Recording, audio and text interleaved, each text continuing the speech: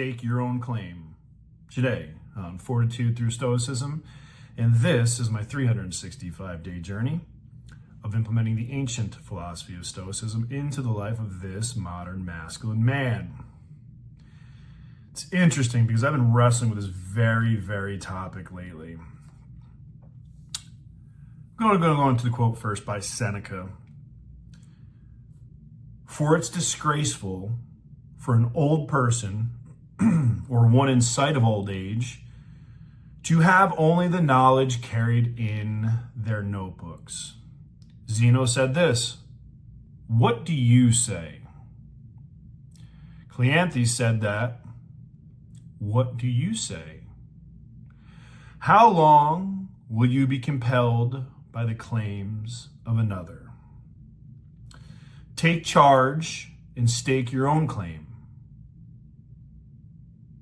Something posterity will carry in its notebooks.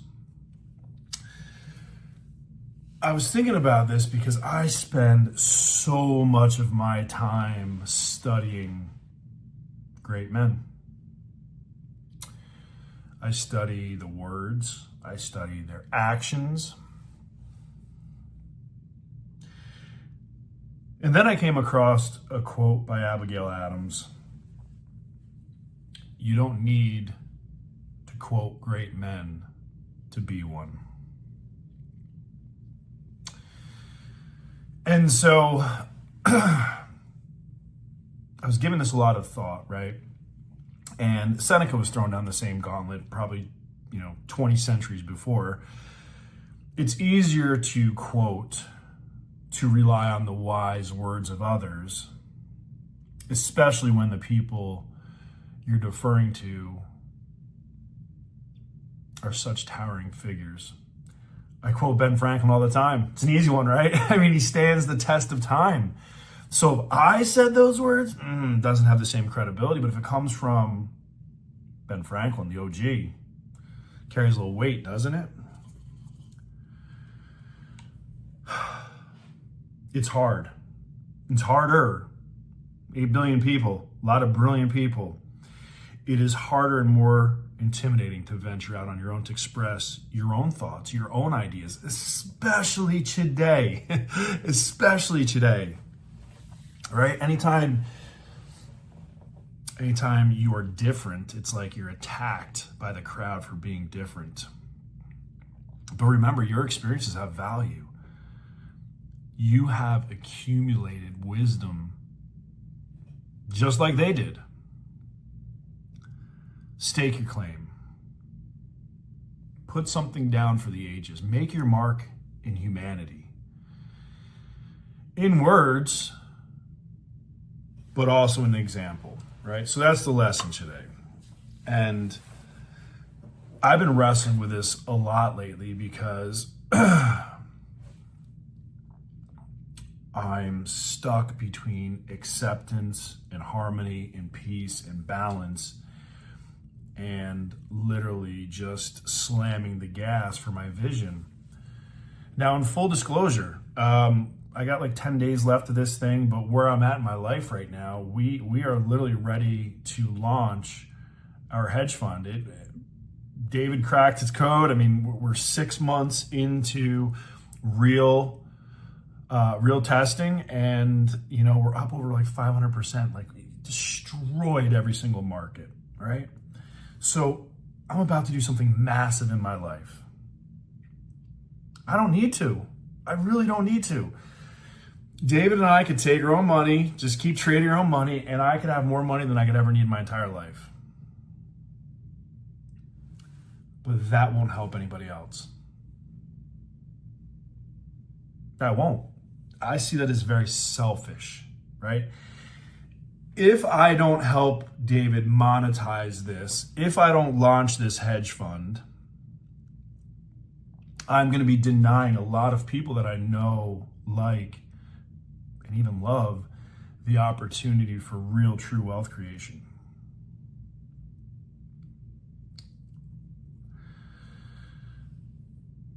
What if I fail, right?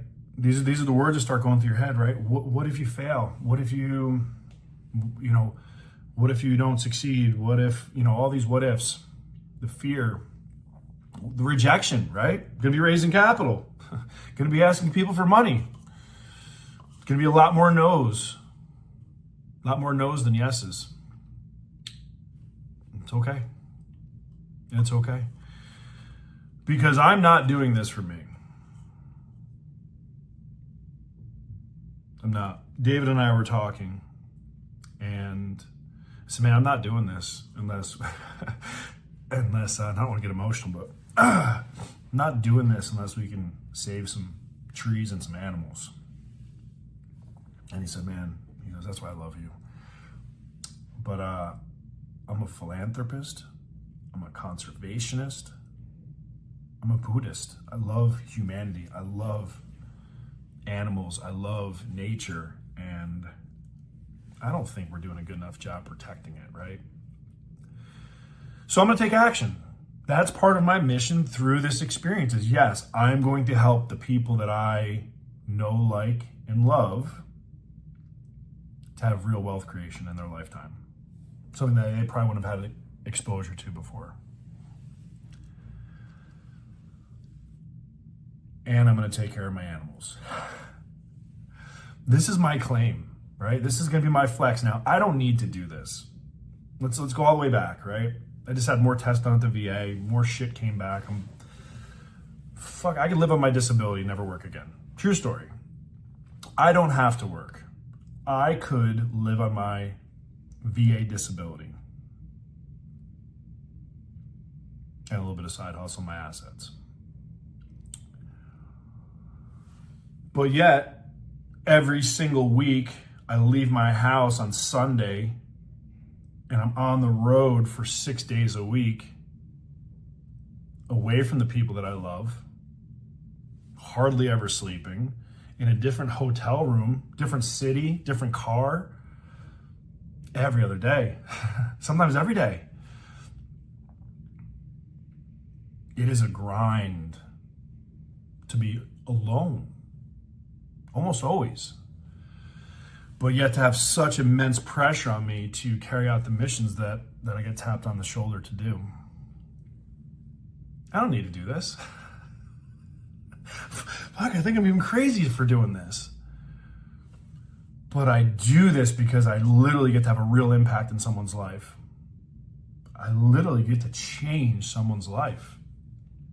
And it's not just a business owner, it's all the people that work for that company that maybe didn't have a job next week. Could have been a blessing, but they got mouths to feed. A lot of people paycheck to paycheck, right? And there's a lot of uncertainty right now. Now's not the time when you want a lot of shakeup. You got half the government going out of work now.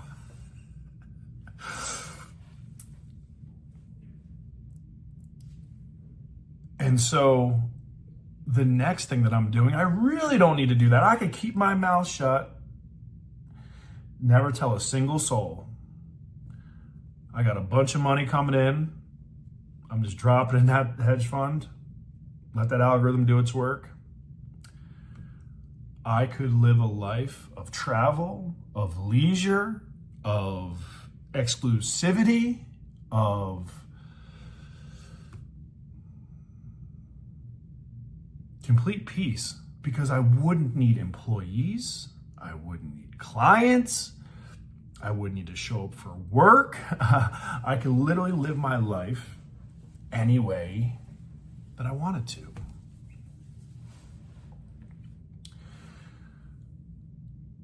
But yet I'm choosing to do these things because I don't believe that being selfish and just worrying about myself is the right answer. And so for me, staking my claim is being as selfless as I possibly can. Brings me back to John Maxwell. He said, if you want to get what you want in life, he said, you just need to help everyone else get what they need or want in life. And I'm paraphrasing poorly, but it's true. I am a servant leader. I take care of my team. As a dominant, I take care of the people that trust me. As a project manager, I take care of my clients who have put their faith in me to help them. It's just what I do. I'm a servant. And so this is going to be my big claim, my big flex, you know? And I don't know where it goes. I don't know where it goes. I know what the numbers tell me.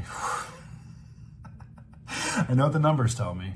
But David is brilliant. He's a genius.